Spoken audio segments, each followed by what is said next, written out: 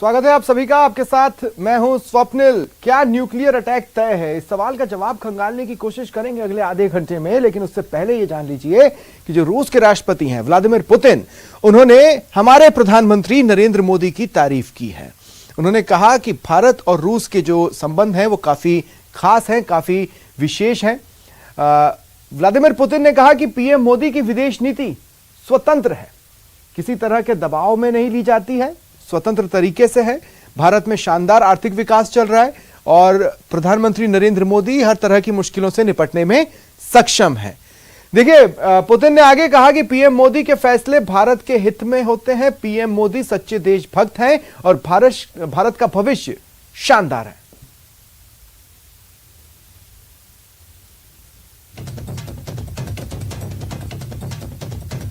दिल खोलकर तारीफ की व्लादिमीर पुतिन ने नीतियों की, लिए गए निर्णयों की। और अब आते हैं इस सवाल पर। रूस के राष्ट्रपति व्लादिमीर पुतिन ने सामरिक परमाणु बल का अभ्यास देखा। रूस के इस कदम से एक बार फिर दुनिया में यह चिंता बढ़ गई है कि क्या रूस परमाणु हमला करेगा। इधर यूक्रेन ने कहा कि रूस गुप्त रूप से इस पर काम कर रहा है।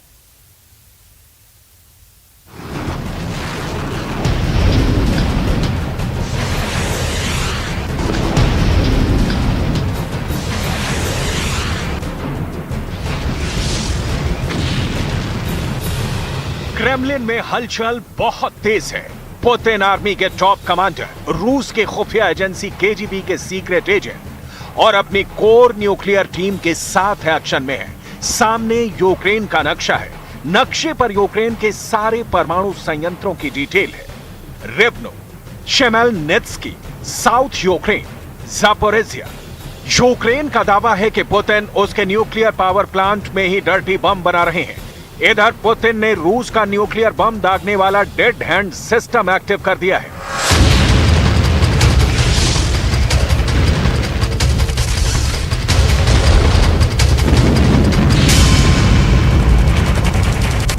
कामचटका प्रायद्वीप से पुतिन न्यूक्लियर ड्रिल देखकर लौटे हैं और अब डेड हैंड सिस्टम सक्रिय कर दिया है। पुतिन का मैसेज लाउड एंड क्लियर है। एटम अटैक के लिए उंगली बटन पर है। डेड हैंड सिस्टम के एक्टिव होने के बाद पूरी दुनिया में हड़कंप मच गया है। डेडली डेड हैंड सिस्टम की डिटेल आपको बताएं, उससे पहले जिसके खिलाफ पुतिन ने न्यूक्लियर बम एक्टिवेट किया है उसका रिएक्शन देख लीजिए। अमेरिका के राष्ट्रपति जो बाइडेन पेंटागन के अपने टॉप डिफेंस स्टाफ से न्यूक्लियर बम एक्टिव करने के प्रोसेस पर चर्चा कर रहे हैं। पुतिन के किसी भी परमाणु हमले को वक्त रहते नेस्तोनाबूद करने के लिए बाइडेन के सामने रूस का नक्शा है। प्लान है कि पुतिन ने कोई भी परमाणु गलती की तो निशाना सीधे मॉस्को होगा।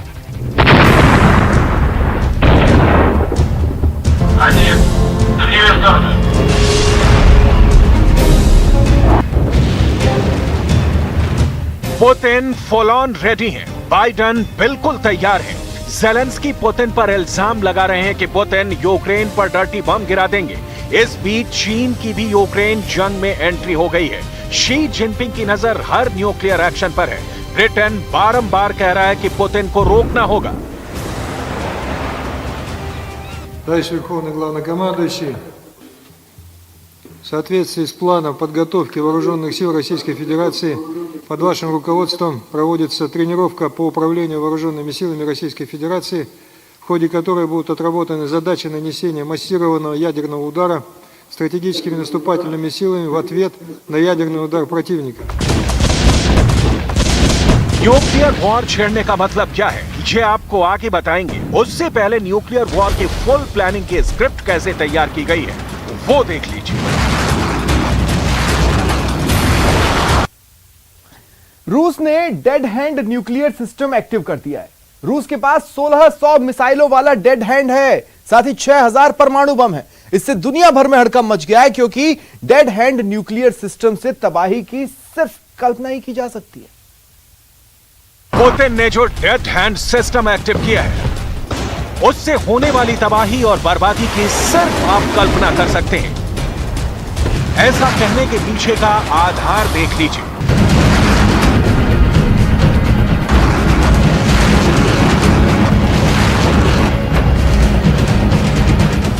इस डेड हैंड सिस्टम को रूस में पेरीमीटर के तौर पर भी जाना जाता है। डेड हैंड सिस्टम न्यूक्लियर हमले को उसकी लाइट, रेडिएशन और भूगर्भ एक्टिविटी से डिटेक्ट करता है। दुश्मन के परमाणु हमले के दौरान ये ऑटोमेटिकली एक्टिवेट हो जाता है। टॉप के कमांडर के ऑर्डर मिलते ही रॉकेट ट्रांसमिट सिस्टम से मिसाइलें लॉन्च हो जाती हैं। इसके साथ डेड हैंड सिस्टम के तहत इंटरकॉन्टिनेंटल क्रूज मिसाइलें लॉन्च हो जाती हैं। माना जाता है कि इस वक्त रूस के पास दुनिया में सबसे ज्यादा करीब 6000 परमाणु बम है, जिसमें से करीब 1600 बम एक्टिवेट किए गए हैं। डेड हैंड सिस्टम के तहत परमाणु बम से लैस मिसाइलें सबमरीन में सुरक्षित रहती हैं, जो डेड हैंड सिस्टम के तहत परमाणु युद्ध की सूरत में परमाणु बम से जवाब देंगे।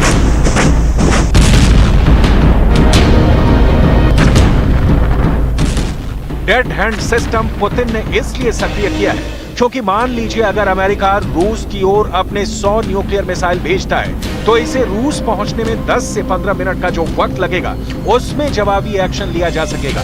लेकिन अगर अमेरिका अपने किसी नाटो देश के भीतर से रूस पर परमाणु हमला करता है तो रूस को सिर्फ 3 से 4 मिनट वक्त ही मिलेगा। उस स्थिति में डेड हैंड रूस की ओर से खुद ब खुद परमाणु बम की बारिश कर देगा।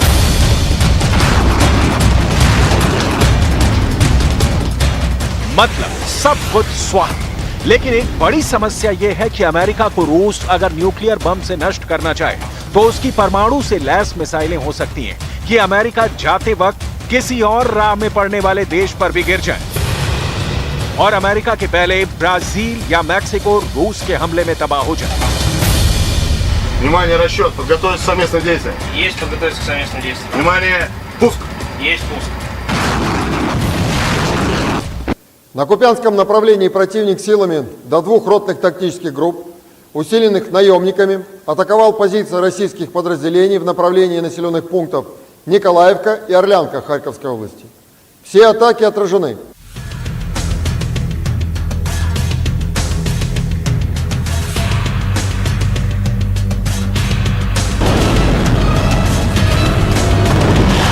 पुतिन परमाणु हमले के लिए कितने तैयार है इसका नक्शा यूक्रेन ने बताया है। उसका कहना है कि पुतिन यूक्रेन पर डर्टी बम गिराएंगे तो रूस भी कह रहा है कि यूक्रेन तो डर्टी बम वाले उकसावे की कार्रवाई कर रहा है। ये डर्टी बम क्या है जरा ये भी समझ लेते हैं। इसे रेडियोलॉजिकल डिस्पर्सन डिवाइस कहा जाता है।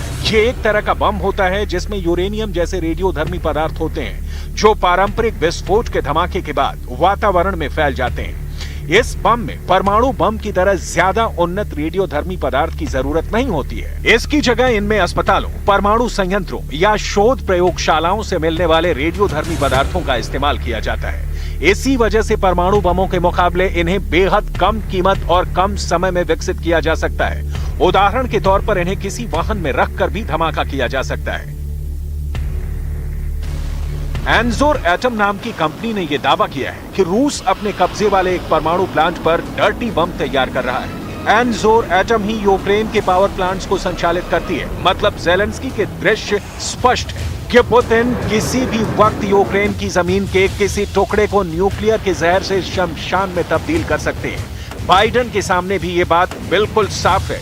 लिहाजा जितनी तैयारी यूक्रेन में हो रही है उससे बड़ी लड़ाई की तैयारी अमेरिका कर रहा है। न्यूक्लियर का जवाब न्यूक्लियर से देने की तैयारी।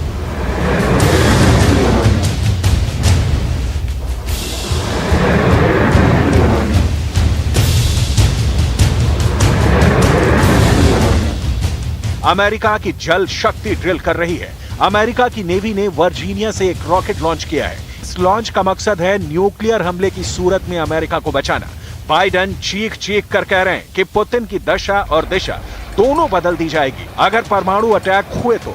लेकिन क्या न्यूक्लियर वॉर के बाद दुनिया के पास इतना वक्त बचेगा कि मानवता किसी काबिल नतीजे पर पहुंच सके और आगे किसी तरह की युद्ध को रोक सके?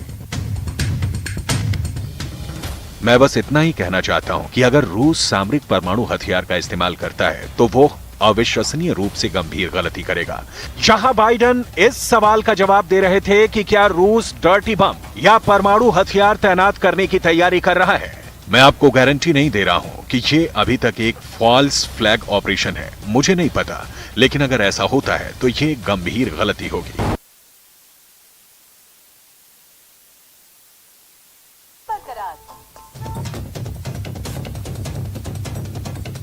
रूस ने यूक्रेन पर साइबर अटैक की योजना बनाई है। इसके लिए रूस ने हैकर आर्मी बनाई है। रूस ने यूक्रेन पर हाईटेक हमले का प्लान बना रखा है। देखते हैं क्या है पुतिन का प्लान।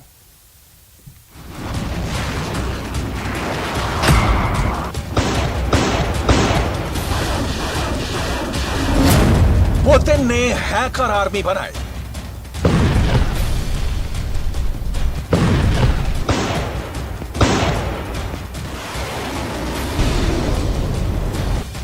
दुनिया भर से गेमर तलाश रहे पुतिन। साइबर वॉर शुरू करेगा रूस। ज़ेलेंस्की पर हाईटेक हमला।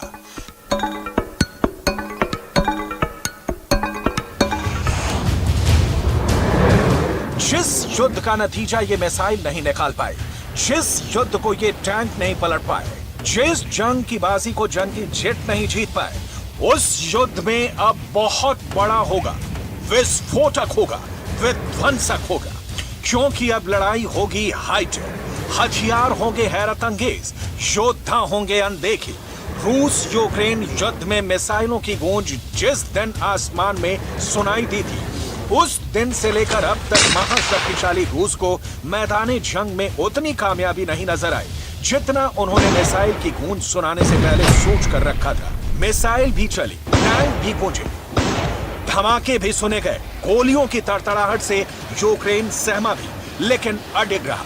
और रूस की सेना के खिलाफ जोरदार जवाबी कार्रवाई करके यूक्रेन ने रूस से अपने कई इलाके वापस हासिल भी कर लिए। यही वजह है कि जंग को हाथों से निकलता देख पुतिन ने अब यूक्रेन पर तबाही मचाने वाली अपनी मिसाइलों के प्रोग्राम के लिए गीक, गेमर्स और आईटी टेक्नीशियंस की एक फोर्स तैयार कर ली है। यानी गेमर्स और आईटी के योद्धाओं की वो खूंखार सेना जो अब कैलिब्र मिसाइल भी संभालेगी, KH-101 की कमान भी देखेगी, क्रूज मिसाइल पर भी उनकी नजर रहेगी। यानी रूस अब हथियार नहीं, दिमाग के सही इस्तेमाल से जंग को फतह करेगा। पिछले दिनों यूक्रेन की ओर से हो रहे लगातार हमलों के चलते रूसी सेना को बैकफुट पर आना पड़ा था। रूस ने इसका जवाब तबाही मचा कर दिया, यूक्रेन की जमीन को दहला कर दिया। अब पुतिन की यंग गेमर्स और टेक्नीशियन वाली सेना का मकसद यूक्रेन में मॉस्को की सेना को आगे बढ़ाना होगा। मकसद फ्रंट फुट का रहेगा और गेमर्स के साथ आईटी एक्सपर्ट नेवल हेडक्वार्टर से आर्मी हेडक्वार्टर तक मॉस्को में बैठकर अपनी रणनीति को शुद्ध नीति में बदलेंगे। यूक्रेन के मुकाबले रूस के पास लड़ाकू विमानों की संख्या काफी ज्यादा है, जिससे वो तबाही की ऐसी तस्वीर दिखा सकते हैं जिसके बारे में दुनिया में किसी ने सोचा भी नहीं होगा। लेकिन पुतिन उन्हें गंवाने का जोखिम नहीं ले रहे हैं। पुतिन का नई सेना को तैयार करना और भरोसा जताना महायुद्ध में नई नीति को जन्म दे रहा है। और फिर कहीं ऐसा तो नहीं, मैदानी जंग में खड़ी पुतिन की सेना अब प्रोफेशनल सेना नहीं है। निचले स्तर पर ऐसे अधिकारी नहीं हैं जिनके पास फैसले लेने का अधिकार हो, जंग के मैदान पर कोई पहल करने वाला ना हो, युद्ध की रफ्तार तेज हो पर सैनिकों का प्रदर्शन धीमा। रूस के राष्ट्रपति पुतिन क्या चाहते हैं ये समझना कभी आसान नहीं रहा। ऐसे में सोशल मीडिया पर कई खबरें भी सामने आई। खबर ये कि रूस के सैनिक हथियारों की कमी से जूझ रहे हैं, उनका मनोबल टूट रहा है, आर्थिक मोर्चे पर रूस को चोट लगी है। लेकिन पिछले दिनों की तस्वीरों ने यूक्रेन की जमीन पर तबाही की सूरत में दुनिया भर में दिखा दिया कि पुतिन ना कमजोर पड़े थे ना है। तभी तो युद्ध के बीच में उनकी नई सेना पर भरोसा एक सोची समझी रणनीति है। पुतिन को सेना और मिसाइलों से ज्यादा भरोसा अब युद्ध में उनके ग्रीक गेमर और आईटी एक्सपर्ट पर है, जो तबाही का तांडव मचाने वाले रूस को जंग के मैदान में नई ऊर्जा ही नहीं, वो तकनीक भी देंगे जिनके दम पर पुतिन यूक्रेन में फतह का झंडा गाड़ सके। बेलिंगकैट वेबसाइट की एक रिपोर्ट के मुताबिक पुतिन ने नई खूंखार सेना के सदस्यों को मिसाइल लॉन्च का प्रभारी बना दिया है, जिसमें से कई आईटी एक्सपर्ट और कई कंप्यूटर गेम के बैकग्राउंड से ताल्लुक रखते हैं। इनमें से कई ने 2016 से 2021 के बीच सीरिया की राजधानी दमिश्क में रूस के सैन्य कमांड सेंटर में भी काम किया था। उस वक्त पुतिन की सेना ने देश में क्रूज मिसाइलों को तैनात किया था। सेना से दूर दूर तक नाता नहीं रखने वाले इस टीम के 4 सदस्य ऐसे भी हैं जिनकी उम्र महज 24 साल है, लेकिन आईटी और कंप्यूटर विज्ञान में उन्हें महारत हासिल है। उनकी सैलरी एक रूसी सैनिक की तुलना में कहीं बेहतर है। रूस ने अब तक जो कीमत चुकाई है वो बहुत ज्यादा है। यूक्रेन के हक में एक और बात है, पश्चिमी देश उसे हथियार मुहैया करा रहे हैं।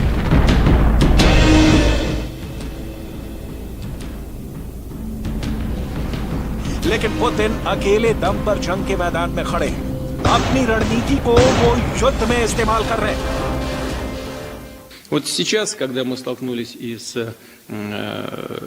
с необходимостью решать более быстрыми темпами вопросы, связанные с обеспечением специальной военной операции и связанные с борьбой с теми ограничениями в сфере экономики, с которыми мы столкнулись.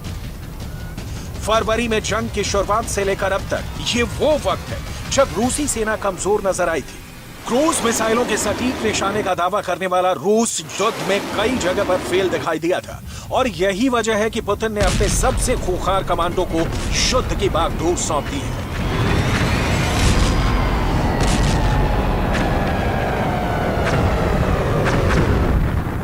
पुतिन की इस खूंखार सेना की कमान कर्नल इगोर बैगन्युक के हाथों में रहेगी, जिन्हें इससे पहले सीरिया में उनके काम के लिए सम्मानित भी किया जा चुका है। 8 महीने की जंग के बाद भी रूस की कामयाबी यूक्रेन के पूर्व में और दक्षिण में कुछ इलाकों तक ही सिमटी रही है। पिछले कुछ दिनों में यूक्रेन ने जोरदार पलटवार करते हुए उत्तर पूर्व में खार्किव इलाके पर रूस से 6000 वर्ग किलोमीटर से ज्यादा इलाका छीन लिया है, जिसके बाद रूस की रणनीति पर सवाल उठने लगे थे। दौसा के लालसोट से बड़ी खबर है। लालसोट में बदमाश बेखौफ हो चले। एक महिला के कान से टॉप्स तोड़ ली गई। महिला का कान लहूलुहान हो गया। राह चलती महिला को शिकार बनाया गया। गणेश कॉलोनी निवासी ये महिला, जिसके कानों से टॉप्स बदमाश नोच ले गए। बताया जा रहा है बदमाश बाइक पर सवार होकर आए थे और इस वारदात को अंजाम दिया। दौसा के लालसोट से ये बड़ी खबर है। यहां महिला के कान से टॉप्स तोड़े, झपट्टा मारकर और लेकर फरार हो गए बदमाश। महिला का कान लहूलुहान हो गया। महिला रास्ते में चल रही थी और इसी दौरान बदमाशों ने शिकार बनाया।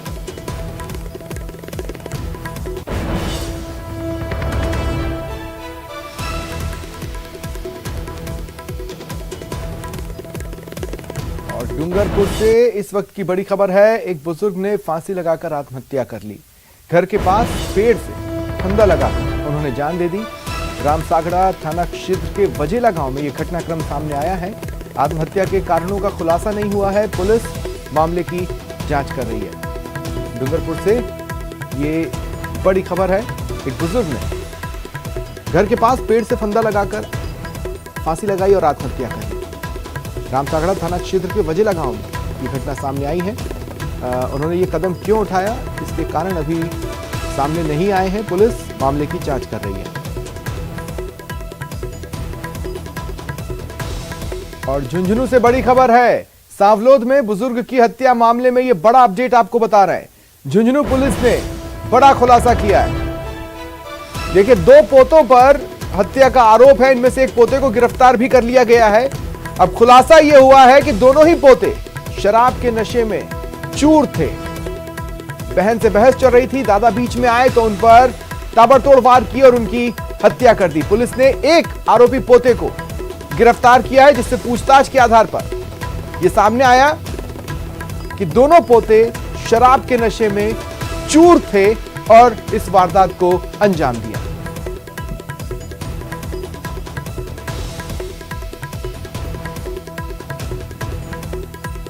जोधपुर में लूणी कांकाणी रोड पर एक प्लाईवुड से भरे ट्रक में आग लग गई। एक होटल के पास अज्ञात कारणों से यह आग लगी, जिसके बाद ट्रक चालक ने सूझबूझ दिखाई और तुरंत ही ट्रक को रोड के किनारे खड़ा कर वो बाहर निकल आया। कुछ देर बाद दमकल की 2 गाड़ियां पहुंची और आग पर काबू पा लिया गया। इस घटनाक्रम में ट्रक में रखा सारा सामान और ट्रक के आगे का हिस्सा काफी जल गया है। आग लगने के कारणों का अभी पता नहीं लगा है।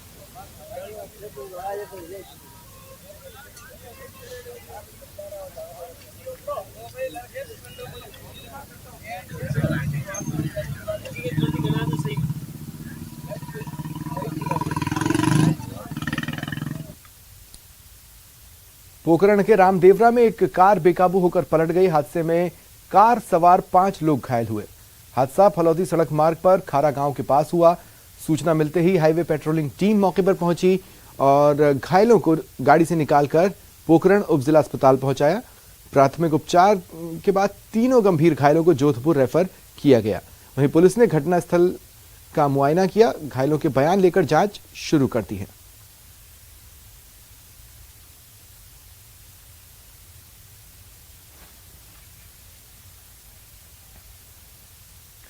करौली में सर्किट हाउस के कुछ दूरी पर ही चोरी की वारदात हुई। सर्किट हाउस से 10 मीटर की दूरी पर अज्ञात चोर 2 चंदन के पेड़ काट कर ले गए।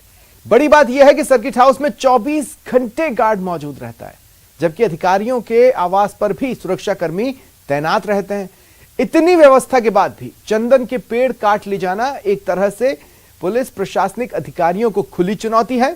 फिलहाल पुलिस नाकाबंदी कर चोरों की तलाश में जुटी है। पुलिस ने कई स्थानों पर दबिश देकर संदिग्धों से पूछताछ की है।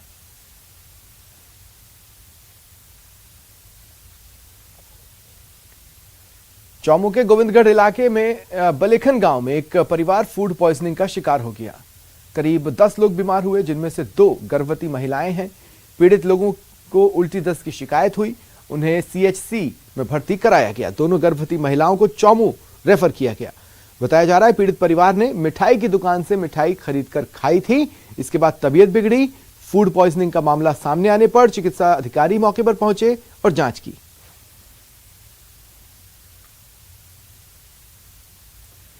जैसलमेर से लगती अंतर्राष्ट्रीय सीमा पर पाकिस्तानी घुसपैठिए भारतीय सीमा में आने का लगातार प्रयास करते हैं। धूल भरी आंधियों और कोहरे के समय घुसपैठिए अक्सर भारत में घुसने की कोशिश करते हैं। भारतीय सीमा की जासूसी के लिए इन दिनों इन लोगों ने ड्रोन से जासूसी का नया तरीका इख्तियार किया है, लेकिन बीएसएफ के जवान ड्रोन से निपटने को पूरी तरह तैयार हैं। पाक जासूसों से नापाक इरादों को नेस्तनाबूद करने के लिए हमारे सीमा सुरक्षा बल के जवान विपरीत परिस्थितियों में 24 घंटे मुस्तैद रहते हैं।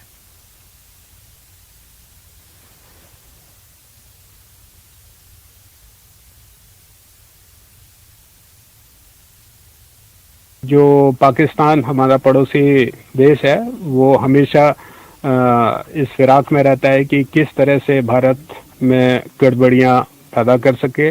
और अभी जो नई थ्रेट निकल के आई है जिसमें वो ड्रोन का प्रयोग करता है नापाक अपने इरादे पूरे करने के लिए, और उसको नाकाम करने के लिए आपने जैसे देखा कि हमारी महिला प्रहरी जवान रात में दिन में हमेशा अलर्ट रहते हैं, और कोई भी ऐसी नापाक हरकत अगर हमारे पड़ोसी देश से होती है तो इसको हम खत्म कर देते हैं। जयपुर ग्रामीण सांसद कर्नल राज्यवर्धन सिंह राठौड़ बीती देर शाम निम्स अस्पताल पहुंचे। राठौड़ ने अलवर के बानसूर में 2 दिन पहले हुए गोलीकांड की घटना में घायल से मुलाकात की, हालचाल पूछा। राठौड़ ने चिकित्सकों से उपचार की जानकारी ली। साथ ही राठौड़ ने अस्पताल में भर्ती अन्य मरीजों से भी मुलाकात की। इस दौरान प्रदेश की कांग्रेस सरकार पर कटाक्ष भी किए। कहा, राजस्थान में कानून व्यवस्था बिल्कुल फेल है। लेकिन आए दिन ये घटनाएं हो रही हैं और साधारण लोगों के साथ हो रही है। लूट हो रही है, डकैती हो रही है, बंदूकें चल रही हैं। ये किस दिशा की तरफ जा रहा है राजस्थान, चिंता इस बात की है। तो लगता है कहीं ना कहीं प्रशासन और सरकार फेल हो रही है। 100% इसके अंदर प्रशासन की गलती है। एक भय होना चाहिए पुलिस का, कानून का। यहाँ पर भय है, जो कानून को मानते हैं उनको भय है। प्रदेश में बिजली का बिल जनता को झटका देने वाला है।